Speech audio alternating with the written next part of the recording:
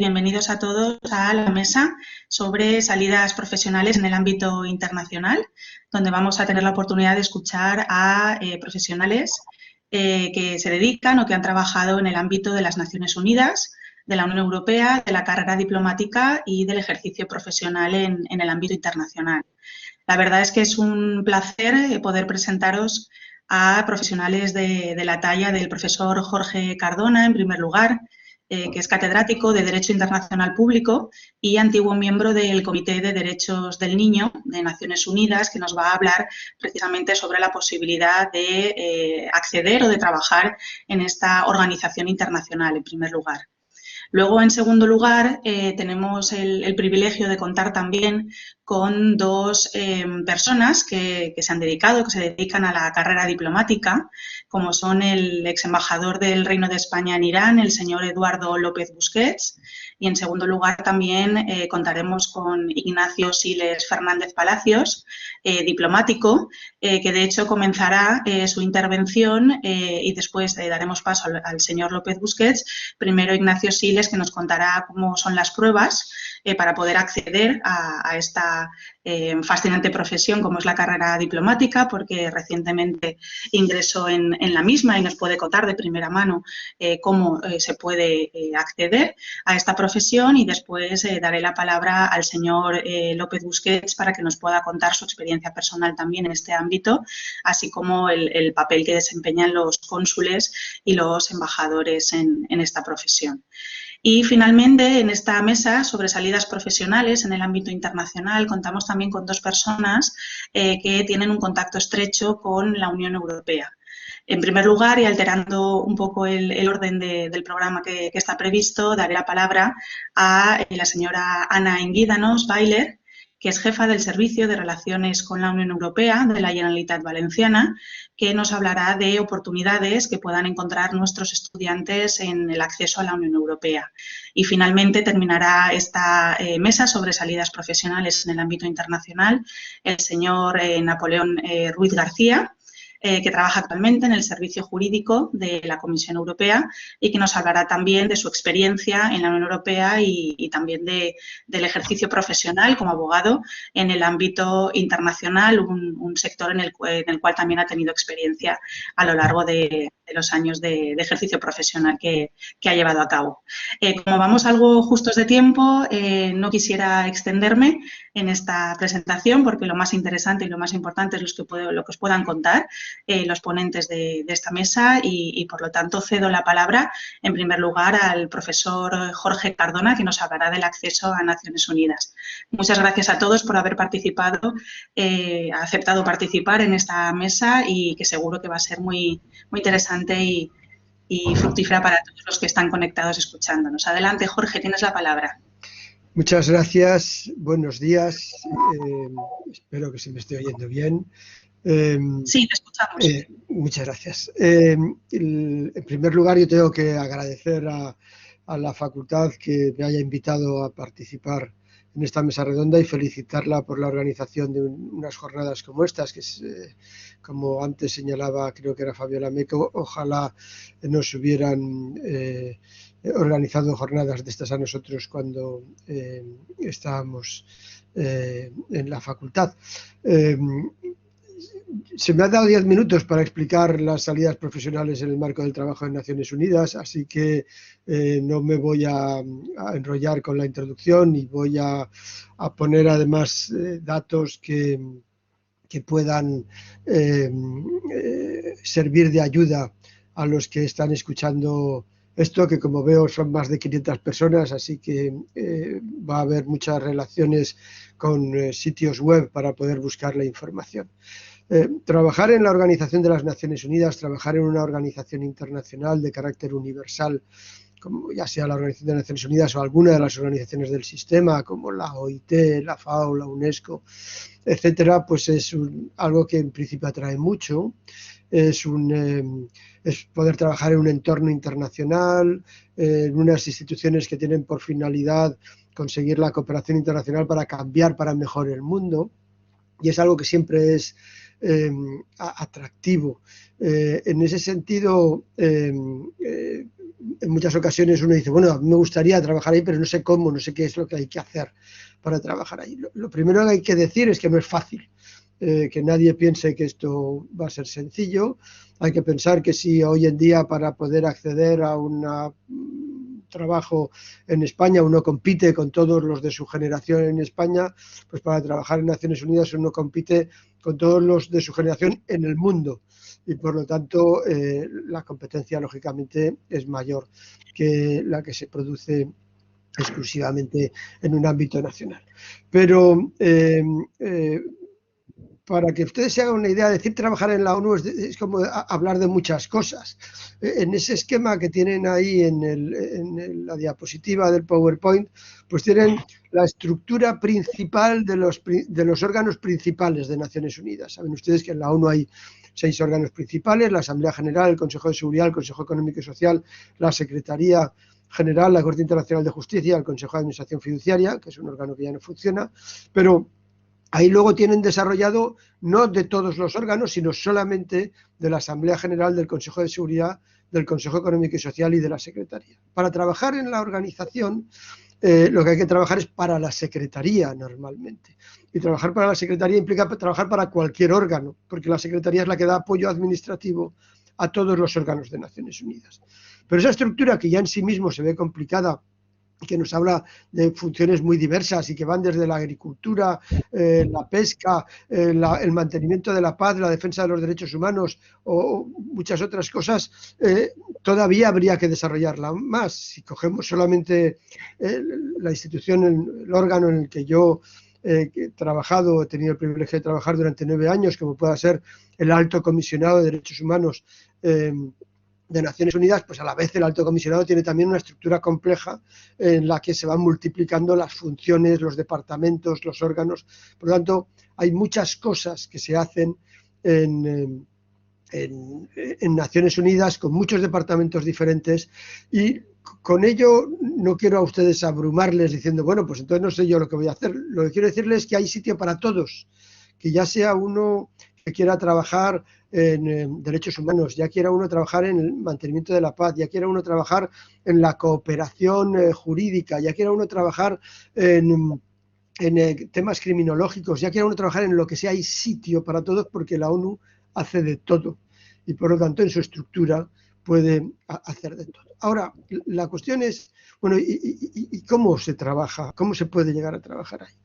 Lo primero es saber que en los puestos de trabajo de la Organización de las Naciones Unidas hay una serie de categorías. Las categorías profesionales superiores, es decir, aquellas para las que se exige un título universitario, son las categorías denominadas P y D. P, el P1 y el P2, pues tienen ustedes ahí, es un mínimo de 2 años de experiencia laboral, aunque vamos a ver fórmulas para entrar sin experiencia laboral. El P3 ya exige un mínimo de 5 años de experiencia laboral para entrar. Luego están las categorías intermedias P4 y P5 y las de alto nivel P6, P7 y D1, D2, que son los puestos directivos a dedo. Del P1 al P7 es una carrera profesional. Los puestos D1 y D2 son puestos designados por los órganos directivos entre funcionarios normalmente de nivel P5, P6, P7. Junto a esas categorías luego hay cuadros de servicios generales y categorías anexos en las que ya la titulación que se exige ya no es una titulación universitaria. Luego hay oficiales nacionales del cuadro orgánico, que son personas que trabajan para su Estado, pero que se colocan a trabajar temporalmente en el marco de las Naciones Unidas. Hay un servicio de campo en el terreno, en lugares más complicados, de los que también vamos a hablar un poco, y luego están los nombramientos seniors, que ya no es por carrera profesional, sino que es un nombramiento por elección normalmente o por designación en un puesto que es para profesionales que ya tienen una larga trayectoria y que son seleccionados, son designados por Naciones Unidas para ocupar un puesto. Bien, la clave fundamental para que entiendan cómo puedo entrar a cualquier cosa es la página Inspira. La página Inspira que tienen ustedes ahí señalado en el PowerPoint, es el lugar donde uno coloca su currículum. Para todo lo que vamos a ver, uno tiene que haber pasado por la página Inspira y haber seleccionado sus competencias, su currículum, su experiencia, y luego esa página además hay que irla actualizando. Ese es el punto de clave y fundamental para todo. Y a partir de, para poderlo hacer bien, es importante consultar el manual del aplicante que tienen ustedes ahí y que es un tocho de casi 100 páginas explicando cómo hay que rellenar las cosas, cuáles son los criterios de selección, cómo debe uno después poder aplicar a los diversos sitios. Ahí hay un manual y ya les digo que este es el punto de entrada para cualquier cosa, es la página Inspira y luego el manual del aplicante. Bien, cuando uno ya ha hecho eso, ¿qué alternativas tiene? La primera alternativa es el programa de jóvenes profesionales. El programa de jóvenes profesionales es la situación ideal para entrar en Naciones Unidas. ¿Cuáles son los requisitos para poder entrar en el programa de jóvenes profesionales? Pues lo primero es tener, el programa de jóvenes profesionales se convoca anualmente, normalmente en los meses de mayo y junio. Y lo primero es tener la nacionalidad de uno de los estados que va a formar parte de ese programa de jóvenes profesionales. En realidad, el programa de jóvenes profesionales está pensado para cubrir plazas de estados que están poco representados su nacionalidad en los funcionarios de Naciones Unidas o nada representados. Por lo tanto, no puede cualquiera ir allí, sino que hay que tener la nacionalidad de alguno de esos estados que ese año han sido seleccionados por estar poco representados en la función pública de Naciones Unidas o nada representados. La verdad es que siendo español hay pocas posibilidades de poder entrar en el programa de jóvenes profesionales porque es un país que está bastante representado y por lo tanto es muy difícil entrar como español. Si uno tiene otra nacionalidad, a lo mejor lo tiene más fácil y de todas maneras hay que consultarlo todos los años porque ha habido ocasiones en que España sí ha entrado en el programa de jóvenes profesionales. El nivel que se pide es tener un título universitario de mínimo 3 años, hay que tener menos de 32 años para poder aplicar y hay que dominar el inglés o el francés, dice la convocatoria, pero en realidad hay que dominar el inglés y es muy conveniente también hablar francés. Si uno cumple esos requisitos, pues entonces uno aplica vía Inspira, luego prepara un examen, que es en lo que se convoca un examen, el examen se hace online y aquellos que superan el examen online tienen una entrevista y si superan la entrevista pasan a estar en un roster, en una lista de seleccionados y de esa lista se podrá pasar a ser contratado o no, puesto que uno va a estar 3 años en la lista y una vez colocado en la lista y tienen ustedes las diversas cosas, pues primero va a estar uno 3 años allí, al final a lo mejor le seleccionan ofreciéndole un contrato de P1 o P2, dependiendo de si tiene o no experiencia profesional y de si tiene o no un máster. Durante el primer contrato se obliga a estar 2 años en el lugar donde le han seleccionado y a partir de esos 2 años podrá pedir otro puesto con posterioridad.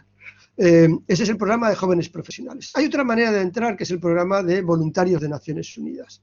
Se trata de vacantes que se convocan para puestos concretos con carácter temporal en el terreno. Son puestos en Líbano, en República Democrática del Congo, en Perú, no son puestos para estar trabajando normalmente en Nueva York o en Ginebra. Las sedes de Naciones Unidas están en Nueva York, Ginebra, Viena, en Nairobi o Tokio en el caso de la Universidad de Naciones Unidas. No son puestos para trabajar allí, suelen ser puestos para estar trabajando en el terreno y específicos para hacer determinadas cosas para las que se exige determinada titulación. Esas titulaciones van a depender de cada uno de los puestos. Uno debe de entrar en la página web del Programa de Naciones Unidas y ver las vacantes que hay y qué es lo que se exige.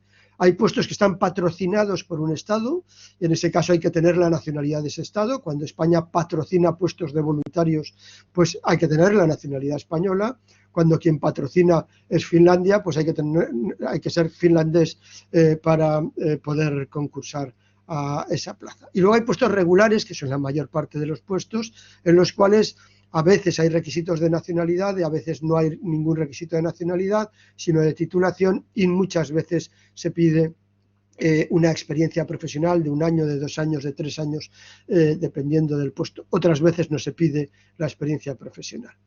Y luego, además de ese programa de voluntarios de Naciones Unidas, que no es una vía de entrar en la ONU, sino de tener un trabajo temporal en la ONU, y terminado el puesto de voluntario, pues uno tiene que volver a su país con la experiencia que tiene o intentar entrar en Naciones Unidas por alguna de las otras vías que ahora luego veremos. Hay también para los recién licenciados universitarios, a ser posible con un máster, una posibilidad de prácticas también en Naciones Unidas. Las prácticas en Naciones Unidas no son remuneradas. El único organismo de Naciones Unidas que remunera por hacer prácticas es la OIT, que es la organización que se dedica al derecho de los trabajadores, y por lo menos remunera. En los demás no. En los demás el requisito es estar matriculado en una universidad o escuela superior cursando una maestría o un doctorado en el momento de presentar la solicitud, y el candidato se tiene que pagar todos los gastos, incluido el seguro médico, debe de obtener el visado si es necesario, y se le pide fluidez en inglés y deseable también el francés, y aplicar a la página web de prácticas no remuneradas que tienen ahí, y si lo tienen, pues las prácticas son un mínimo de 4 meses, un máximo de 6 meses. Es una experiencia profesional y un modo de ser conocido para luego poder aplicar y poder, a través del programa Inspira, entrar en un raster y poder trabajar. Voy terminando con otras alternativas. Además de esos vías que les he señalado, desde la carrera profesional de jóvenes profesionales voluntarios o hacer prácticas, hay contratos temporales que se ofertan por las organizaciones internacionales del sistema de Naciones Unidas o de fuera del sistema de Naciones Unidas, por una baja por maternidad, por un trabajo temporal para un proyecto concreto, en diversas partes del planeta.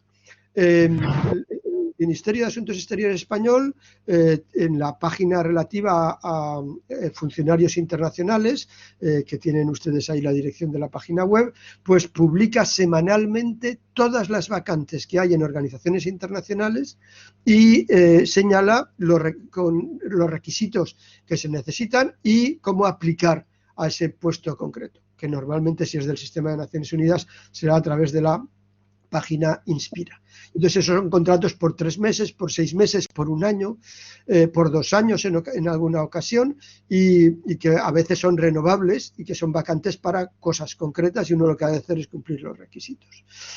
Junto a eso tienen ustedes ahí la página web con más información sobre la entrada en Naciones Unidas y toda la información necesaria, una serie de páginas web alternativas para trabajar en ONGs o para trabajar en sistemas de Naciones Unidas, páginas no oficiales, y con eso me he pasado porque ya he hablado 15 minutos, pero tienen una mínima información de cómo poder entrar en Naciones Unidas, pero por lo menos tienen los links para poder hacerlo. Y si quieren más información, aparte de poder hacer preguntas después, pues podrán enviarme un correo electrónico. Y ya me he pasado, pido perdón por haberme excedido en el tiempo y cedo la palabra posiblemente a mi buen amigo Eduardo López Busquets, compañero mío de promoción, que además de haber sido embajador en Irán, ahora va a ser cónsul general en una región espectacular de China donde solamente viven 400 millones de habitantes.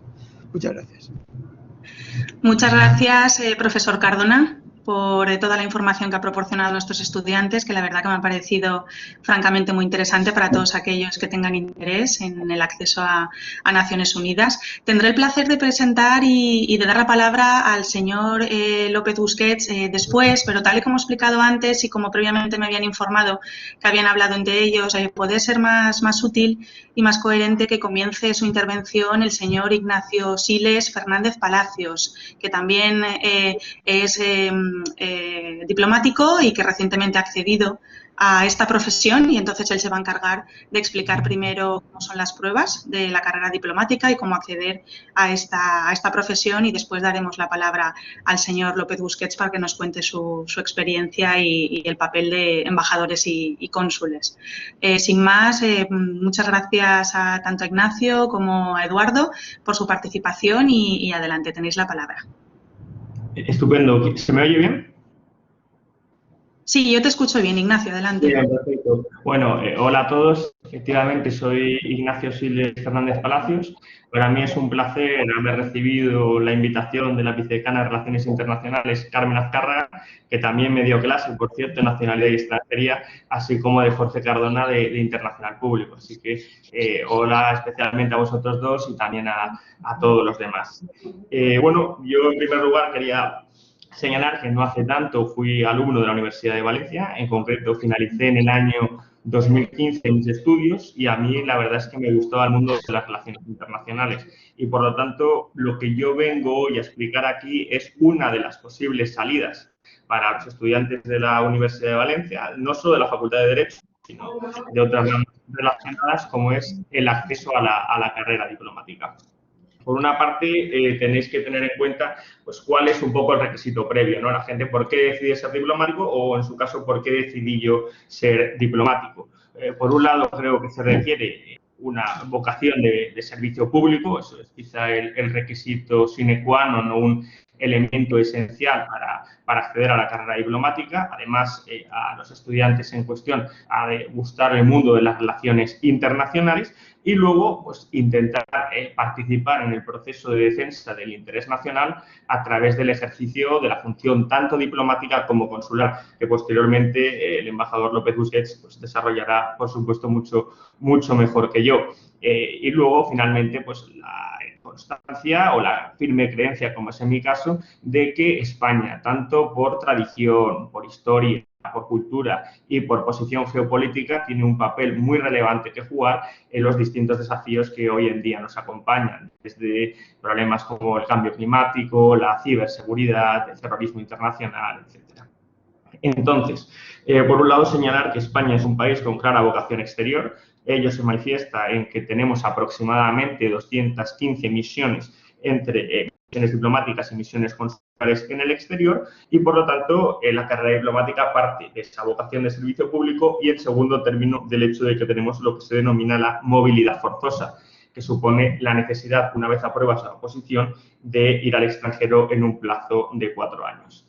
Los diplomáticos nos regimos por la Convención de Viena de 1961 de Relaciones Diplomáticas, la de 1963 de Relaciones Consulares y, en último término, por el reglamento de la carrera del año 1993. Entonces, mi principal objetivo es pasaros a desgranar un poco cómo funciona el acceso a la carrera diplomática. Antes de que se me olvide señalar que existe un programa de becas que se ha desarrollado en el último año, que es el programa de la Escuela Diplomática, que es fundamentalmente para 30 estudiantes, que responde tanto a criterios de excelencia académica como a cuestiones estrictamente económicas, y son, por lo tanto, un programa de becas para no tener que pagar por la preparación a la carrera diplomática.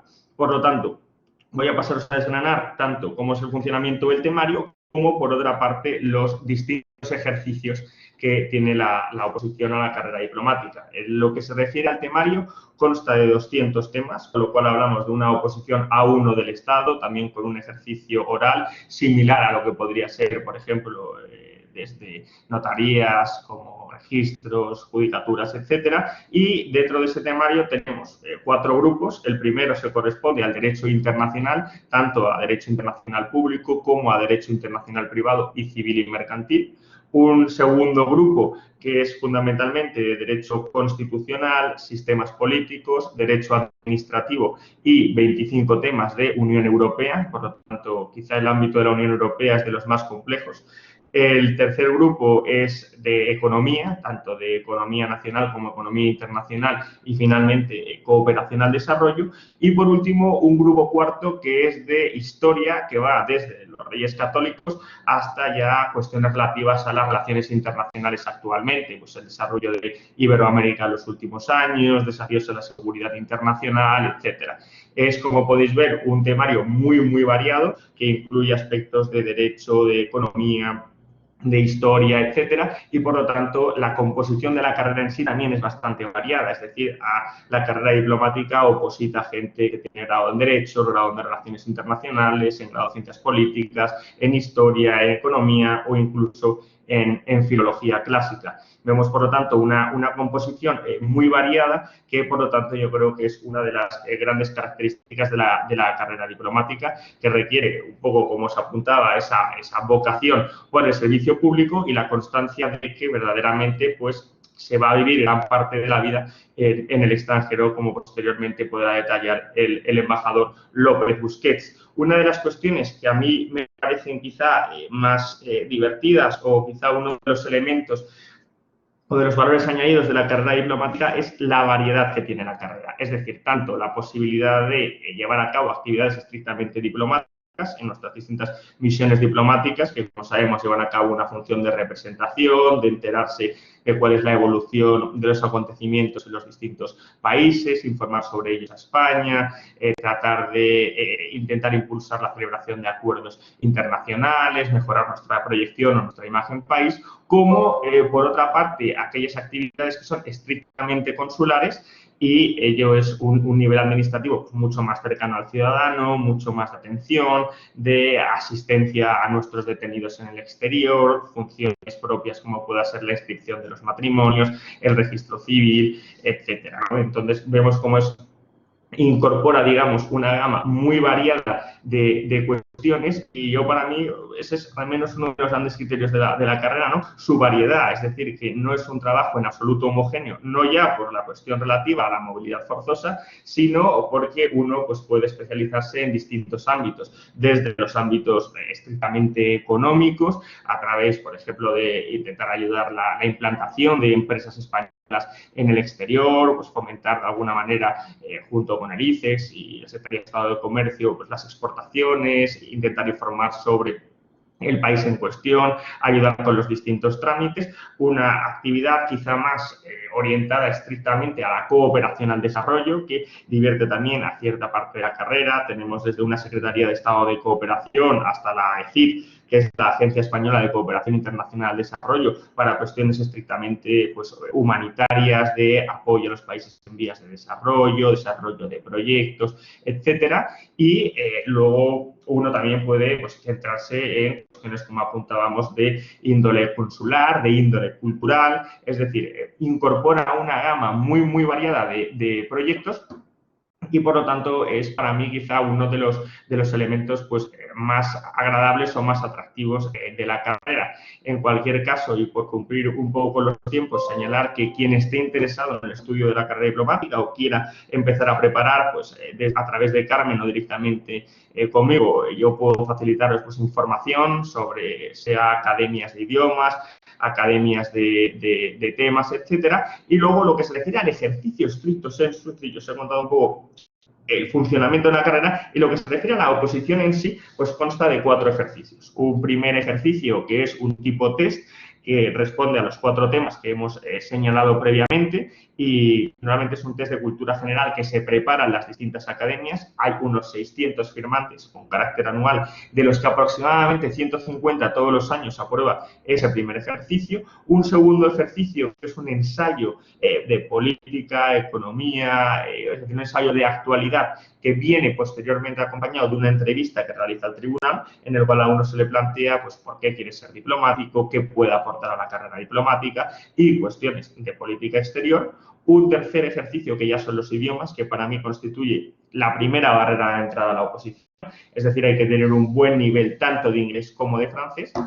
La mayoría lo tienen de los dos, otros vienen con un buen nivel de al menos uno de los idiomas y posteriormente empieza a centrarse fuertemente en el segundo ejercicio, en segundo idioma. Y luego un último ejercicio que es el de la defensa de los temas. Existe el procedimiento habitual de la insaculación, por cuya virtud uno tiene la obligación de defender ante el tribunal durante 1 hora 4 temas del grupo 1, 2, 3 y 4, es decir, 15 minutos por tema, y luego posteriormente se le realizan preguntas, con lo cual es un ejercicio bastante variado que hay que preparar simultáneamente, y constituye quizá pues, una de las principales dificultades de la carrera, el hecho de que hay que abordar las distintas materias simultáneamente. Pero para ello ya hay distintas academias que lo preparan, y como he dicho antes, si alguien desea información adicional, pues efectivamente que a través de Carmen o directamente conmigo que me lo señale, y le podemos facilitar dicha información. Entonces, por mi parte, si alguien tiene alguna pregunta luego, estaré encantado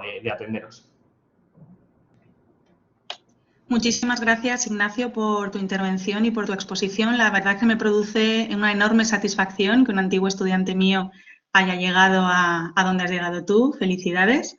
Y seguro que todo lo que has contado en tu exposición ha sido muy útil para todos aquellos que puedan estar interesados en el acceso a la carrera diplomática en este momento. Para completar la información sobre esta fascinante profesión, doy la palabra a continuación al señor López Busquets, para que nos pueda contar su experiencia.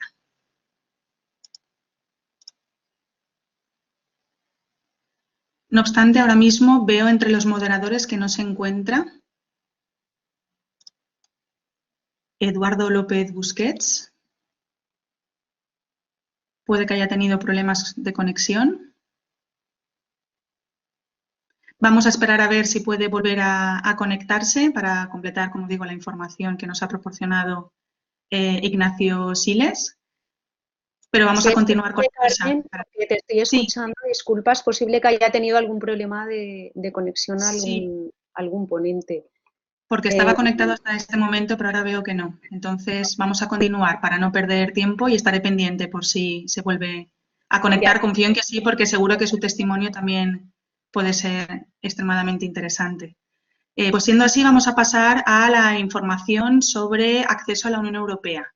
Y en este sentido me gustaría dar la palabra en primer lugar a Ana Iñídanos Bailer, jefa del Servicio de Relaciones con la Unión Europea de la Generalitat Valenciana. Muchas gracias, Ana, por estar con nosotros un año más, porque no es la primera vez que participas. La información que proporcionas siempre es extremadamente interesante para nuestros estudiantes y seguro que lo va a ser también en el día de hoy. Adelante, tienes la palabra.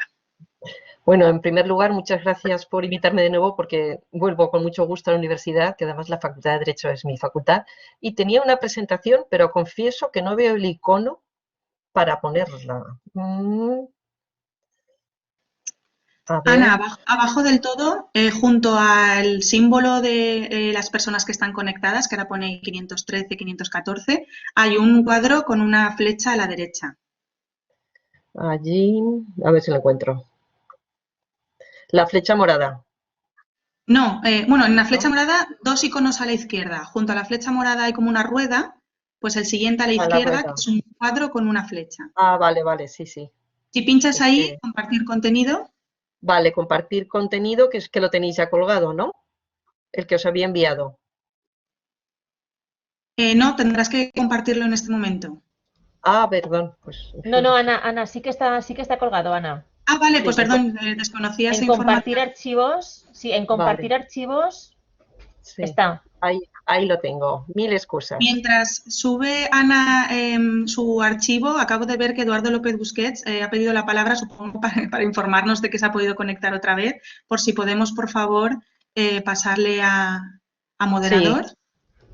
Ana, ¿te importaría que demos la palabra al señor López Busquets? Creo que puede ser más coherente terminar con carrera diplomática y luego empezar con Unión Europea. De acuerdo, pues hasta ahora mismo. Gracias, te agradezco mucho tu paciencia. Adelante, señor López Busquets. Confío en que me pueda escuchar y tiene la palabra.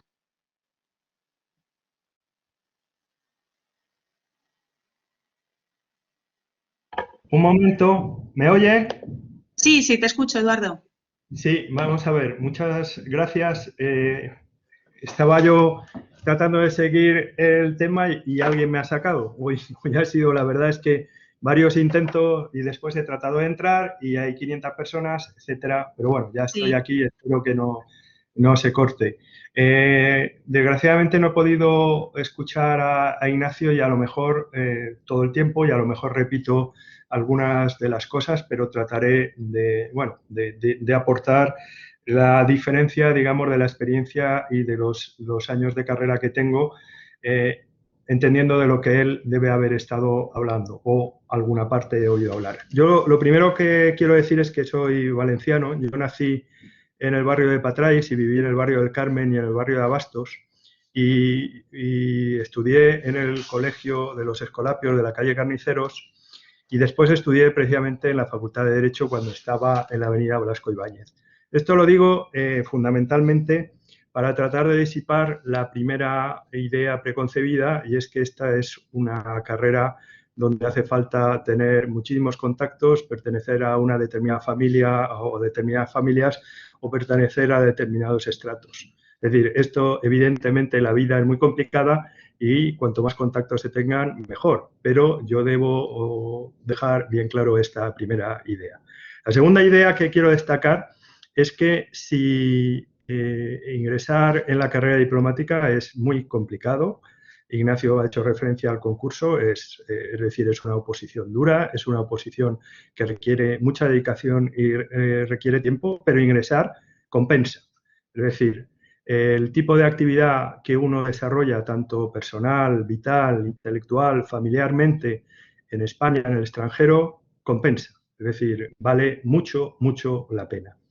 La tercera idea, y sí que he oído a Ignacio que se ha referido a ella, es precisamente la capacidad, la variedad y la capacidad, en definitiva, de cambiar de vida dentro de ciertos límites de un día, no digo de un día para otro, es decir, pero casi. O sea, alguien puede estar trabajando muy intensamente con muchísimas horas, muchísima dedicación en un determinado momento, en un determinado lugar y después pasar o, digamos, estar, más que hablar de dedicación, yo creo que la dedicación siempre tiene que ser máxima, pero más que dedicación, yo me refiero, puede uno estar trabajando en actividades que pudiéramos considerar burocráticas y de repente pasar a asumir desafíos que son, en parte, muchas veces una aventura. Es decir, sin ir más lejos, que a los 63 años que tengo haya sido destinado al Consulado General de Chengdu es realmente un reto y un desafío. Es decir, voy a llegar a una ciudad de 14 millones de habitantes en la China occidental y voy a tener que abrir un consulado general. ¿Y por qué lo tengo que abrir? Lo tengo que abrir fundamentalmente porque las relaciones económicas entre España y China son muy intensas y las relaciones entre España y la Comunidad Valenciana también en concreto y la China occidental requieren realmente la presencia de alguien, entiendo, que tenga mi perfil, tenga mi experiencia y tenga mi proyección de carrera. Pero más que de mí, vuelvo a repetir la idea de que hay una gran variedad. Yo, esto es yo, mí conmigo, pero entiendo que es precisamente lo que tengo que hacer en este momento. Yo he estado destinado o he vivido en Sudáfrica, en Colombia, en Irán, en Bruselas, volví a Madrid, después estuve en Argelia, volví otra vez a Madrid, estuve en México. Después fui durante 3 años el comisario adjunto de la Expo de Zaragoza y viví en Zaragoza. Después estuve en Mozambique. De Mozambique volví a Madrid para dirigir Casa Árabe, que tiene la sede en Madrid y en Córdoba. Y posteriormente, durante 5 años, volví a Irán y esta vez como embajador.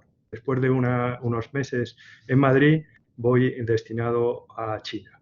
Es decir, esto por lo que se refiere a los cambios de lugares. Ahora mis últimos destinos han sido de un tiempo largo, pero hará 10 años, a veces cuando decía dónde había estado, me preguntaba yo cómo era posible que hubiera estado en tantos sitios. Y la verdad es que empezaba a tener dudas de que hubiera estado en tantos, pero lo cierto es que sí, que ha sido geográficamente una carrera muy dispersa. Desde una perspectiva ya funcional, Ignacio también lo he oído, ha hablado de las diferentes actividades que hace un embajador o que hace un cónsul. Es verdad, y esto es muy importante, que al final, cuando uno en la parte final, digamos en el último tercio de su carrera, asume puesto de dirección, haya tenido precisamente capacidad de estar, en diferentes funciones. Yo he tenido funciones consulares, he tenido funciones políticas, he tenido funciones de cooperación, de gestión, he trabajado cuando he estado en España en diferentes ministerios fuera del Ministerio de Asuntos Exteriores. Estuve en la Agencia Española de Cooperación Internacional, en el Ministerio de Defensa, en Moncloa. También, como he dicho, asumí un puesto como comisario adjunto de la oficina del comisario en Zaragoza y, por tanto, he estado, antes de llegar a ser jefe de misión, también he tenido temas, digamos, económicos y de diplomacia pública. Antes de ser jefe de misión he recorrido diferentes campos o funciones que son realmente importantes en el desarrollo de esta carrera. La cuarta, creo que es la cuarta y última idea, después de decir que es una carrera, una oposición difícil, pero que está abierta a todo el mundo. En segundo lugar, digamos, la diversidad también. En segundo lugar, el hecho de que compense. En tercer lugar, la diversidad. Y la cuarta idea que quería transmitir es que muchas veces se habla de los diplomáticos como alguien que tiene un conocimiento muy amplio de muchas cosas, pero de carácter superficial. Y esto lleva a un debate que es el debate entre la especialización y la generalización. Yo tengo una solución intermedia que es la que es fundamental ligar a cualquier carrera diplomática, que es la comparación. Al final, después, o a lo largo de toda esta carrera, uno tiene capacidad de comparar muchas situaciones, comparar muchos países, comparar muchos procesos y al final asumir con el mayor sentido común que sea posible la identidad de una serie de procesos y una serie de elementos que son fundamentales, no solamente intelectual o teóricamente, sino fundamentalmente de carácter práctico. Estas son las cuatro cosas que vuelvo a destacar: dificultad de la oposición, pero posibilidad abierta. En segundo lugar, que compensa. En tercer lugar, que es muy amplio y general. Y en cuarto lugar, la capacidad de comparación. Quiero ya concluir simplemente con un tema práctico importante. Esta es una carrera, o dos temas. Uno, hay una gran dificultad de conciliar la vida familiar.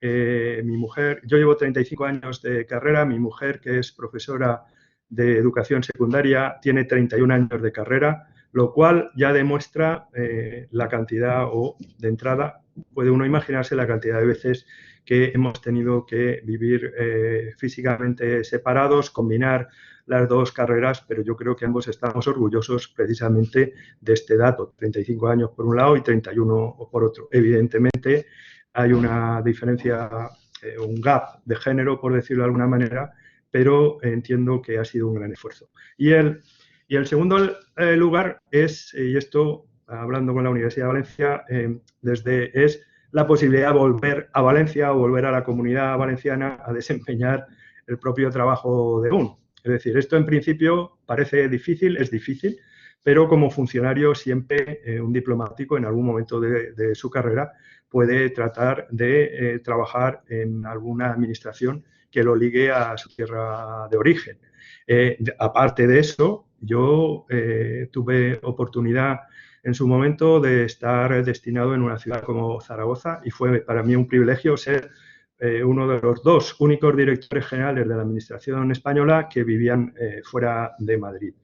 También es posible, en el caso de la Comunidad Valenciana, hay un diplomático en este momento, hace unos meses había dos, destinados en Alicante, dirigiendo y gestionando la Casa del Mediterráneo. Siempre existe esta posibilidad. En un momento al acabar la carrera estuve pensando también la posibilidad de hacer, en lugar de la carrera diplomática, una oposición de técnico comercial del Estado, que es básicamente las personas que acaban siendo los consejeros económicos y comerciales en las representaciones en las embajadas. Y una de las razones por las que quería, y con esto concluyo, era ver la posibilidad de en algún momento profesionalmente regresar a Valencia. Recuerdo que fui a la delegación de comercio que estaba, si no me equivoco, en la calle Sorolla, debe estar todavía, estoy hablando casi de hace 40 años, y plantearle esta posibilidad a la persona que en ese momento era delegada de comercio, era una señora delegada de comercio en Valencia. Y me dijo, mirándome a los ojos, me dijo: mire usted, yo soy muy joven y no pienso irme de aquí, así que hasta que me jubile, así que mejor si se busca otra alternativa vital. Muchas gracias y estoy a las preguntas que me puedan hacer después. Gracias. Muchas gracias a ti, Eduardo, por haber compartido con nosotros tanto tu experiencia profesional como personal. Desde luego, toda una información muy enriquecedora para todos. Damos paso ahora a las exposiciones relativas a la Unión Europea, dando paso en primer lugar, y te agradezco, Ana, por tu paciencia, por el pequeño problema técnico que hemos podido tener antes, para que nos hables de oportunidades en la Unión Europea. Adelante, tienes la palabra. Creo que ahora debería verse ya las diapositivas, ¿verdad? A ver, te escucho y te veo, pero en este momento no veo todavía Ahora. las diapositivas. Creo que se están poniendo ahora, sí. Creo que lo conseguí. Bueno, vuelvo a iniciar, vuelvo a reiterar el agradecimiento porque además me está sirviendo para compartir, bueno, yo es un honor compartir esta mesa con el resto de ponentes y también he podido escuchar algo de la mesa anterior que también me ha parecido muy interesante, así que doble agradecimiento. Bueno, aquí vengo en realidad como un doble sombrero. Por un lado, soy jefa de servicios de relaciones con la Unión Europea y también soy responsable del Centro de Europe Direct Comunidad Valenciana. Así que utilizamos también este tipo de actos para darnos a conocer y para deciros que estamos totalmente a vuestra disposición para cualquier información, ya no solamente sobre este tema del que voy a hablar ahora, sino para cualquier cosa que queráis sobre Europa. Europe Direct es una red de información que tenemos financiada por la Comisión Europea precisamente con este objetivo. Simplemente deciros que estamos físicamente en 2 oficinas, tanto aquí como en Alicante, pero que lo que más nos puede interesar es seguirnos tanto en página web como en nuestras redes sociales, os guiar un poquito sobre cuál es el contenido de nuestra web, porque todo lo que voy a comentar ahora está ahí y sobre todo todas las oportunidades que vemos que van surgiendo y que pueden interesar a los jóvenes las difundimos por redes sociales. Y centrándonos ya en el tema del acceso a instituciones europeas, pues me ha parecido interesante tocar 2 temas. El tema de las prácticas, que también el profesor Cardona se ha referido a ellas, pero en el ámbito de las Naciones Unidas, y luego ya el trabajar. Yo lo haré al revés, hablaré primero de las prácticas. Las prácticas e instituciones europeas son una oportunidad muy interesante, no solamente si finalmente queréis acabar trabajando en las instituciones europeas, sino también como un paso previo para otras experiencias profesionales, porque os va a dar una visión de dónde se deciden las cosas y cómo se decide, además dentro de una organización, como puede ser cualquiera de las instituciones, con una serie de procedimientos administrativos muy ágiles y en un entorno plurinacional que creo que puede ser muy interesante. ¿Qué se necesita? Bueno, en teoría, se tiene que tener, por supuesto, como mínimo el grado, o titulado superior o estudiante universitario de segundo ciclo. Es muy importante destacar aquí que aquí todavía no hace falta ser ciudadano de la Unión Europea, así que si alguno de vosotros no es ciudadano de la Unión Europea, que sepa que ahí hay una ventanilla para poder participar. Sí que es muy importante el dominio de idiomas, aparte evidentemente del castellano, pues al igual que pasa ya en Naciones Unidas, la lengua dominante ahora mismo es el inglés, hace falta muy buen nivel de inglés y por supuesto se agradece mucho el conocimiento de otras lenguas, especialmente lo que se suele hablar como otras lenguas de trabajo. La principal el francés, y en algunas ocasiones en alemán, pero la verdad es que ahora mismo la Comisión, las instituciones europeas están trabajando ahora, lo veréis por también la presentación de Napoleón, pero están trabajando principalmente en inglés. Se trata de unas prácticas muy interesantes porque realmente os hacen partícipes de los equipos. No es que os den, se os va dando tareas, pero estáis realmente dentro de los equipos participando en reuniones, bien que ahora mismo os podéis imaginar que todas las instituciones europeas están trabajando en remoto, pero es realmente muy interesante. Evidentemente las hay no remuneradas y remuneradas, las que más os interesan son las remuneradas. Y bueno, y en este momento yo suelo enseñar este cuadro, que es un poco un cuadro casero, para recordaros que todo el mundo cuando piensa en prácticas e instituciones europeas está pensando en prácticas en la Comisión Europea, pero sepáis que todo el resto de instituciones y también las agencias también convocan estos puestos. Las fechas no son exactamente las mismas, con lo cual las fechas de cierre y de cuándo hay que pedirlas, más o menos son durante unos 6 meses antes, y entonces tenéis que estar muy atentos a estos. Habréis sabido hablar de la expresión Blue Book. De hecho, hay gente que a estas prácticas le llaman ¿he hecho el Blue Book? ¿Qué es esto del Blue Book? Pues esta es una palabra que se le quedó a las prácticas en la Comisión Europea porque para acceder a estas prácticas se hace una selección previa, es decir, una selección vía vuestro currículum, por supuesto que se solicita todo online. Y anteriormente, todos los que estaban seleccionados, se imprimía un libro que era azul y de ahí se le quedó el nombre de Blue Book. Bueno, esto es una vaya tallita, pero para que sepáis un poco situaros, ¿no? Es importante en el momento que pidáis las prácticas que tengáis muy en cuenta que no se puede repetir. Es decir, si conseguís, si tenéis la suerte de que alguna institución o, digamos, el Comité Económico y Social os dé una práctica, que no penséis, mira qué bien, pues ahora estos 6 meses voy a hacer una práctica en el Comité Económico y Social y mientras tanto pido la de la Comisión Europea que en realidad me interesa más. No, que sepáis que no se puede repetir esto. La idea es que una vez se tenga esa experiencia, ya lo que toca es o trabajar en otra cosa o trabajar en las instituciones europeas. Y ahí es donde llega pues la segunda parte. Estoy haciéndolo muy rápido porque me dijeron 10 minutos y lo estoy intentando. Para trabajar en instituciones europeas. Ahí los requisitos son diferentes. Ahí sí que es necesario ser ciudadano de la Unión Europea. Por supuesto, el conocimiento de las 2 lenguas. Vuelvo a insistir, el inglés ahora es absolutamente predominante y hay que tener muy buen nivel de inglés. En el sector jurídico también hace falta francés, porque ya sabéis que el Tribunal de Justicia trabaja en francés. Y esto es un requisito que se ha de tener sí. Para lo que son las oposiciones más normales, las pruebas son anuales, pero ahora, cuando entremos un momentito en el detalle, veréis que ahora ya no siempre sí. Bueno, en este año es un poco especial y se están retrasando un poquito, pero normal es que haya todos los años. De igual manera que el profesor Cardona hablaba en el ámbito de las Naciones Unidas de la plataforma Inspire, en el caso de la Unión Europea, donde os podéis informar absolutamente de todo y de donde se llega la información, no solamente de prácticas en su mayoría, sino también todas las oportunidades profesionales, es EPSO, que es la Oficina Europea de Selección de Personal. Aquí tenéis los vínculos, no sé si luego las presentaciones también veréis disponibles, no hay ningún problema en que las tengáis, ¿no? Hay algunas instituciones como son el Banco Central Europeo y el BEI y alguna otra agencia que sepáis que van por libre, que si queréis trabajar para ellos tenéis que meteros en su página y por allí, ¿no? Pero digamos que la gran mayoría de ofertas las tendréis en las páginas web de EPSO. Lo que me gustaría destacar es que es un sistema muy diferente del sistema al que estamos acostumbrados en España. Acabamos de escuchar a Ignacio cómo se hablaba de las oposiciones, todo el mundo conocemos cómo son las oposiciones en España, estudiar un temario. Aquí es muy diferente, se trata de exámenes que no está basado en un temario, no hay temario, sino que buscan en teoría más aptitudes, pero ojo, el hecho de que estemos hablando de que están buscando aptitudes no quiere decir que no se necesiten conocimientos. Hay una serie de pasos, una primera fase que es totalmente online, pero en la fase final, en las entrevistas, sí que hay una gran diferencia porque ya sí que están preguntando si sabes o no sabes. Todo esto sin temario.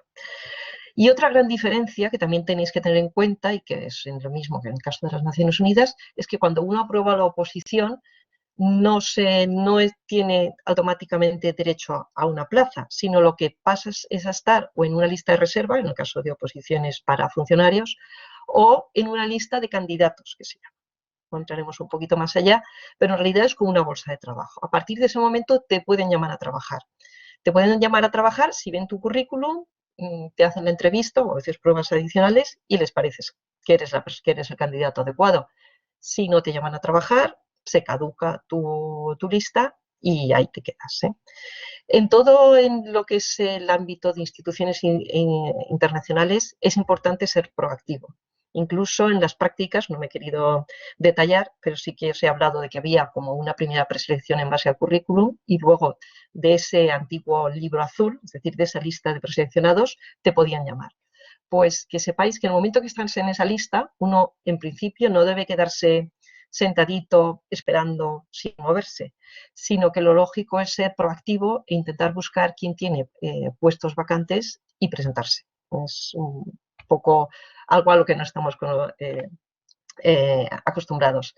¿Qué quiere decir esto? Que en el caso de que aprobéis una oposición a instituciones europeas, hay que moverse. Y para moverse, que sepáis que nosotros estamos a vuestra disposición, pero que también está a vuestra disposición la Embajada de España ante las instituciones europeas, entre nosotros la REPER, que tiene una unidad dedicada precisamente a apoyar la presencia de funcionarios españoles en las instituciones europeas. Bueno, ¿qué tipo de trabajo se puede? No voy a entrar en todo el tema de escalas, pero menos que sepáis que sí que hay diferentes tipos, ¿no? Se puede trabajar como funcionario, luego hay también algo que se llama agentes contractuales y luego otros muchos. Como funcionarios, para aclararnos, el nivel de graduado, los titulados universitarios, son el nivel de administradores. Ahora veremos qué diferentes perfiles. Luego tenemos los asistentes y secretarios, que eso ya es educación secundaria más de experiencia, lo que no quita que hay mucha gente, como también pasa en la administración española, que lo que tienen están sobrecapacitados y tienen titulaciones, pero digamos que esa es la diferencia. También hay algo que se llama agentes contractuales, que la gran diferencia es que se trata de puestos temporales y que veréis cuando busquéis las plazas abiertas que están denominados por la palabra CAST. CAST son estos, los agentes contractuales. También tienen niveles, evidentemente, a los niveles a los que aspiraríais como graduados son los niveles 3 y 4, que lo sepáis cuando veáis un listado.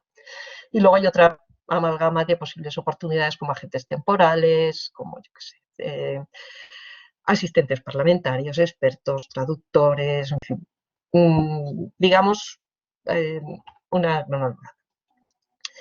En relación a las titulaciones de esta facultad, pues que sepáis que hay diferentes perfiles, pero yo he pensado que los que más os podrían interesar es el que se llama Administración Pública Europea, Administrador Responsable de Políticas, que es el equivalente a lo que aquí en España sería en la Administración General de Estado un TAC, un técnico de Administración del Civil del Estado, o por ejemplo ya la Generalitat, los técnicos de la Generalitat, yo soy técnico de la Generalitat, son, digamos, la oposición más horizontal y en donde en teoría se llega, se tiene más alcance a cualquier tipo de trabajo. Lo que está ocurriendo últimamente también es que están saliendo muchas oposiciones de administradores especialistas, pero bueno, esto es digamos una consecuencia del método de selección tan abierto que tiene. También nos interesa mucho el perfil de jurista lingüista. Todos los textos jurídicos, aunque pueden, o sea, en una primera fase son traducidos por traductores, la revisión final y la redacción final la tiene que hacer alguien que tenga estudios de derecho, porque si no podría salir cualquier barbaridad. Otro perfil que evidentemente os interesa es el de jurista. Ahora, como después de mí va a hablar Napoleón, os explicará bien precisamente esto. Y finalmente los responsables de relaciones exteriores. Como sabéis, se creó hace unos años ya el Servicio de Acción Exterior Europeo. Actualmente principalmente sus trabajadores son en realidad diplomáticos, o hay un altísimo porcentaje son diplomáticos procedentes del resto de Estados miembros. Hay muchos diplomáticos españoles que han pasado al Servicio de Acción Exterior, pero ahora mismo ya están reclutando directamente, que son los responsables de relaciones exteriores, y es, como digamos, la diplomacia de la Unión Europea. Otro aspecto muy interesante. A ver si esto... Uy, no sé. Ahora ya no sé si estoy.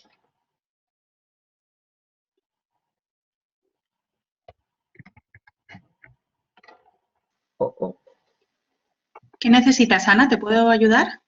Ah, que no estaba pasando. Digo, a ver si no estoy en la sala. Sí, en la sala sí No que pasa nada. estás. Pero ahora mismo Sí que veo la estoy. diapositiva número 8.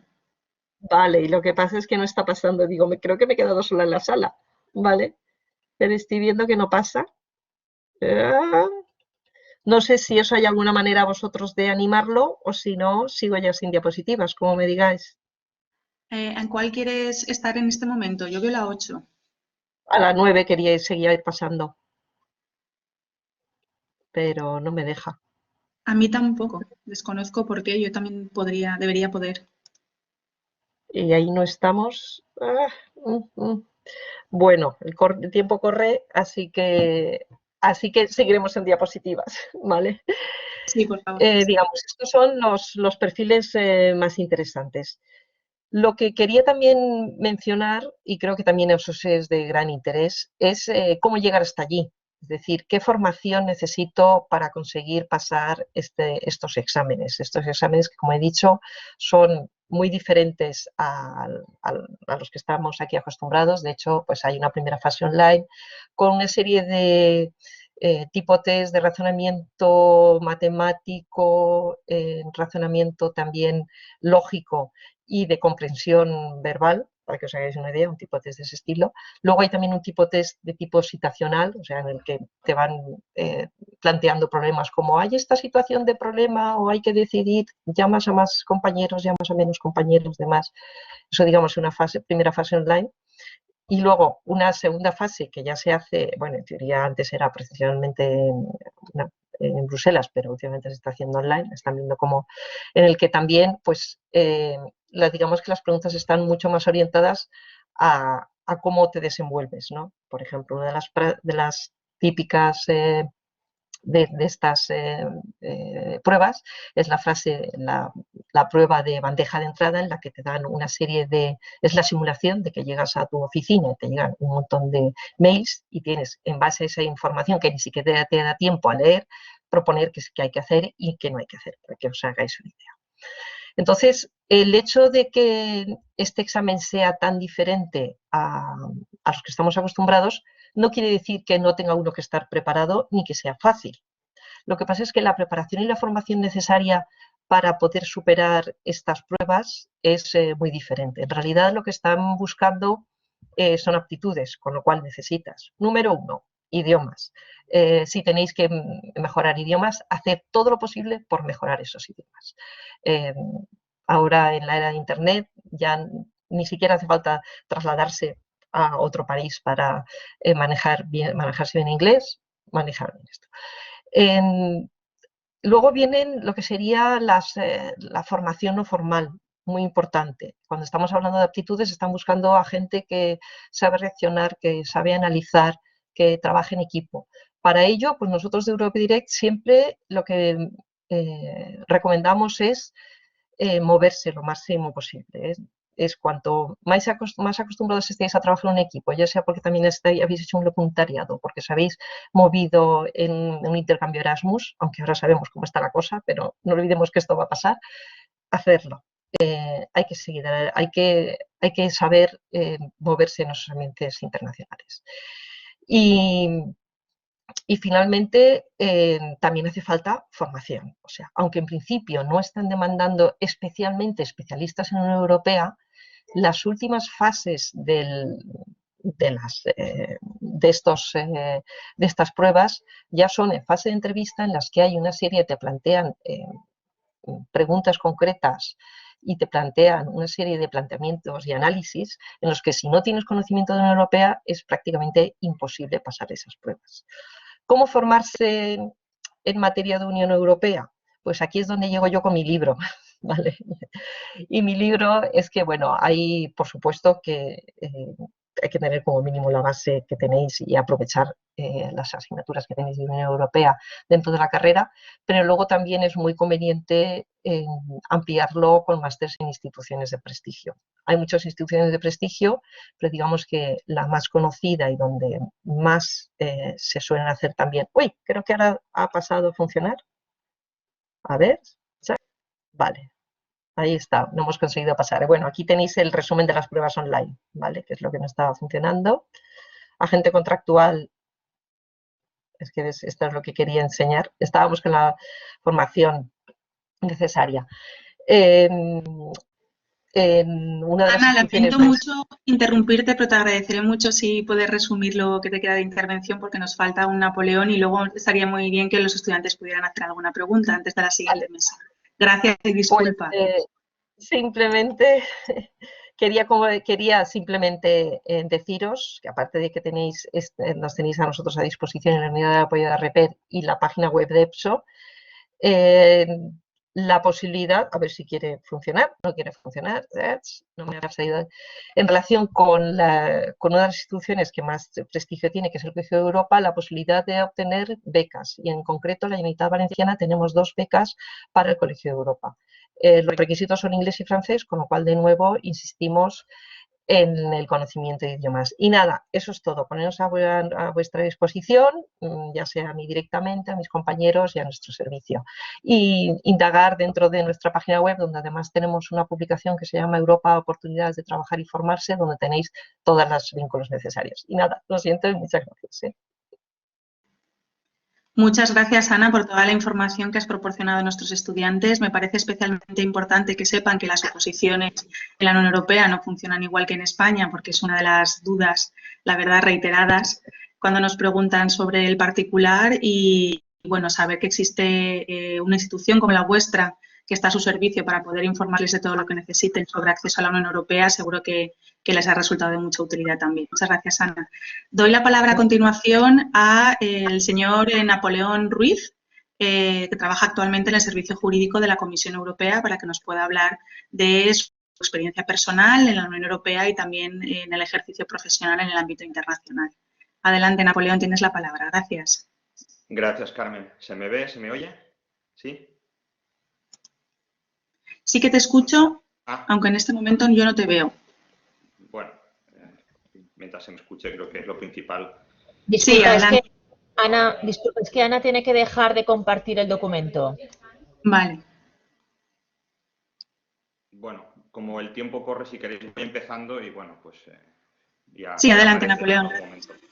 Sí, perfecto. Bueno, Carmen, lo primero, gracias por la invitación. Es un placer participar y, bueno, una pena que no pueda ser presencial, pero nos adaptaremos. Bueno, Carmen me había pedido que contara cuál fue el desarrollo de mi carrera profesional desde que me licencié, ahora gradué, hasta hoy en día, para no solaparme con Ana y volver a explicar todo el sistema de acceso. Así que, bueno, pues os contaré un poco resumido lo que he hecho en estos años. Bueno, a pesar de mis rasgos juveniles, va a ser en junio la friolera de 21 años que me licencié. Como algunas de vosotros, cuando me matriculé en Derecho no tenía una vocación jurídica muy clara, sí que tenía la ilusión de trabajar en un entorno internacional, multicultural, quería salir de España y Derecho era un trampolín, no me había planteado jamás lo del ejercicio. Pero, bueno, quiso la casualidad que en el último año de carrera, en el practicum, que supongo que sigue existiendo, me asignaron un despacho local en Valencia. Y, bueno, pues me gustó la experiencia y, bueno, pues no debí meter la pata demasiado porque, bueno, pues cuando me licencié me propusieron continuar con mi carrera en el despacho y como no tenía unos planes muy concretos ni una alternativa específica, pues acepté con la condición, eso sí, de que me dejaran hacer estudios de posgrado en Derecho Europeo y Derecho Internacional y así fue. Y bueno, del año 2000 al 2004, pues estuve compaginando el ejercicio del derecho en Valencia con los estudios de posgrado, con los cursos de doctorado y después la redacción y la defensa de la tesina, supongo que es el trabajo de fin de máster, y al mismo tiempo, pues un poco, en fin, formándome o mejorando los idiomas y sobre todo en inglés.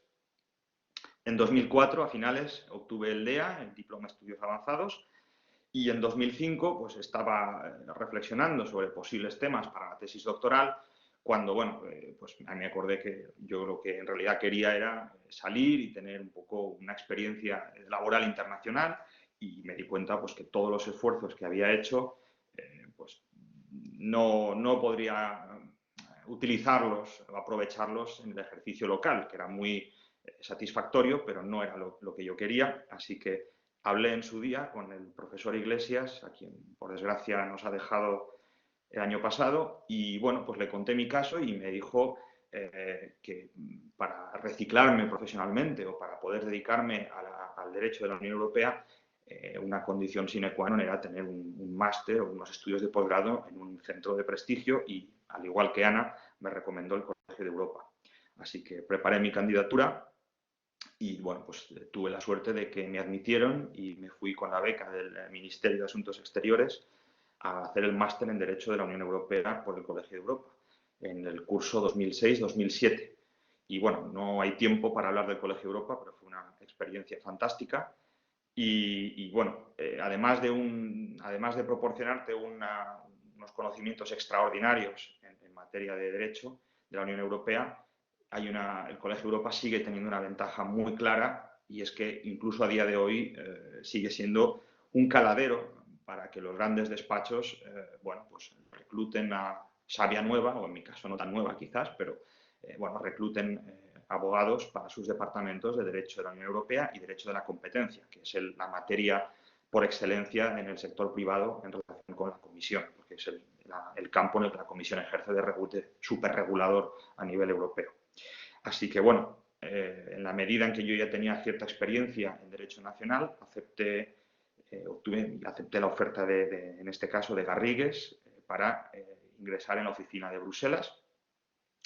Y allí estuve trabajando del 2007 al 2014. Y bueno, pues llevé bastantes asuntos de distintos ámbitos, todos de Derecho de la Unión Europea. Participé en asuntos sobre contratación pública, sobre fondos estructurales y de cohesión, mercado interior y, bueno, por supuesto, Derecho de la Competencia y, en mi caso, sobre todo, ayudas de Estado. Y, bueno, pues al estar allí y ejercer en Bruselas, pues uno adquiere conocimientos, uno se acostumbra a los procedimientos ante la Comisión Europea, que es la administración, el regulador. Y, bueno, pues también participé en contencioso ante los tribunales europeos, sobre todo Tribunal General, recurriendo decisiones de la Comisión, etc. Cuando uno está en Bruselas, bueno, pues prácticamente todos los días tiene contacto con funcionarios y con personal de las instituciones. Y, bueno, pues aquellos que tenemos cierta vocación de función de servicio público, pues al final es muy tentador presentarse a las oposiciones que os ha explicado Ana. Y, bueno, así fue. Me presenté a unas oposiciones, al final aprobé 2 y, como os ha explicado Ana también, no funcionan como en España, no tiene derecho a una plaza, sino que es una especie de habilitación. Así que, bueno, inmediatamente no me puse a buscar ningún puesto, estaba a gusto en el despacho, pero es verdad que en un momento dado, pues por razones organizativas, bueno, el despacho me planteó la posibilidad de seguir la carrera en Madrid. Yo en ese momento tenía claro que quería quedarme en Bruselas y que me gustaba el ejercicio allí en Bruselas. Así que en ese momento pues sí que decidí ponerme manos a la obra y buscar puestos y vacantes. Y, bueno, me presenté a unos puestos en el servicio jurídico de la Comisión Europea, puesto que, bueno, pues ya había ejercido durante bastantes años. Y bueno, pues tras varias pruebas, al final me ofrecieron un puesto en el equipo legislación, que viene a ser un equipo nutrido de juristas lingüistas, aunque no es exactamente eso, pero revisan jurídicamente todos los actos que luego serán adoptados por el Colegio de Comisarios, con lo cual pues, me dio la oportunidad de aprender bueno, pues, normas de técnica legislativa y cómo funciona todo el proceso legislativo en la Unión, que es un poco distinto de lo que lo que habéis aprendido en la facultad sobre el proceso legislativo en España. Y, bueno, pues empecé a llevar asuntos en tanto que agente de la Comisión ante los tribunales. Y de hecho, pues de 2014 a 2017 estuve en el equipo legislación y en el 2017 se liberó un puesto en el equipo de asuntos sociales y, bueno, pues me lo ofrecieron y desde 2017 hasta la actualidad, bueno, pues trabajo como miembro del servicio jurídico en ese equipo y en particular me ocupo de las directivas de protección a los consumidores. Y más particularmente, o las que más guerra me dan, son las directivas de cláusulas abusivas y de prácticas comerciales desleales. En un minuto diré simplemente que como miembro del servicio jurídico, pues, mis tareas son, primero, representar a la Comisión en los tribunales, particularmente ante el Tribunal de Justicia, el Tribunal General, y luego pues, asesorar tanto a la Dirección General como al Colegio de Comisarios en la materia que me ha sido asignada. Y, bueno, lo voy a dejar aquí, no quiero extenderme más. Sí que, bueno, si pudiera hablar con mi yo de hace 20 años o con estudiantes de últimos años de carrera, pues repetiría un poco lo que os ha dicho Ana, que suscribo completamente. 3 consejos básicos. El primero, idiomas. Es evidente que el que quiera trabajar en un entorno internacional y, bueno, en el de las instituciones, pues los idiomas son muy importantes y sobre todo, no nos engañemos, el inglés. Tenéis que ser capaces de trabajar en inglés y eso es válido también para los despachos de abogados que operan en Bruselas. La mayor parte del trabajo es en inglés. Cuantos más idiomas sepáis, mejor. Si trabajáis en Bruselas, bueno, el francés tiene todavía cierto valor añadido. En mi caso, servicio jurídico, desde luego, porque el tribunal, como os ha anticipado Ana, trabaja en francés. Segundo consejo, pues también, os lo ha dicho Ana, formación. Es indispensable, si queréis trabajar en una consultora, en un despacho o ingresar en las instituciones, yo diría que es condición sine qua non tener un máster o unos estudios de posgrado en centros, en centros de prestigio. No tiene por qué ser el Colegio Europa, que es el más conocido. Hay otros centros universitarios que tienen buenos másteres, pero sin un máster específico, como me dijo el profesor Iglesias, es prácticamente imposible dedicarse a esto.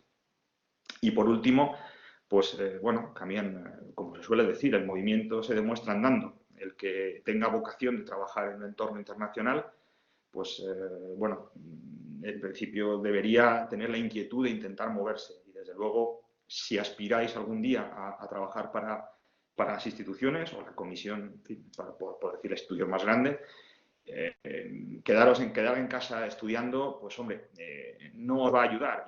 Es muy importante cuando se selecciona a la gente ver el perfil. Y cuanto antes empecéis bueno, pues a buscar un perfil propio y a daros valor añadido, mejor. Así que todas las prácticas y posibilidades que tengáis pues de ganar experiencia profesional, hacedlo.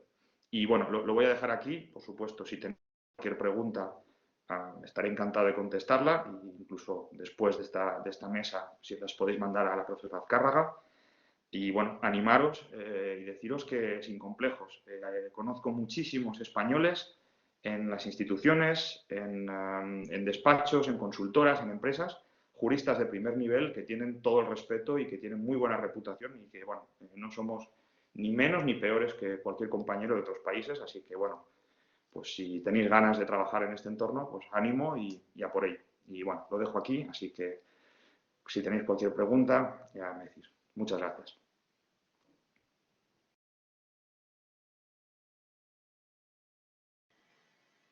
Gracias a ti, Napoleón, por contarnos tu experiencia profesional y los pasos que has dado desde que terminaste la licenciatura en nuestro centro hasta llegar al servicio jurídico de la Comisión Europea y también por imprimir de ilusión y de ánimo tu discurso para que nuestros estudiantes puedan ver, no solo en esta última exposición de Napoleón Ruiz, sino también de los restantes ponentes de esa mesa internacional, que todos ellos están vinculados con la Facultad de Dret de la Universidad de Valencia y todos ellos han llegado a profesiones y a puestos de mucho prestigio a nivel internacional y, por lo tanto, animamos a nuestros estudiantes que estén interesados en estas materias a intentarlo y, como acabas de decir, Napoleón, a diferenciarse de los demás, a empezar a tener un perfil internacional para poder conseguir estos objetivos que han alcanzado los miembros de esta mesa que ha sido tan interesante.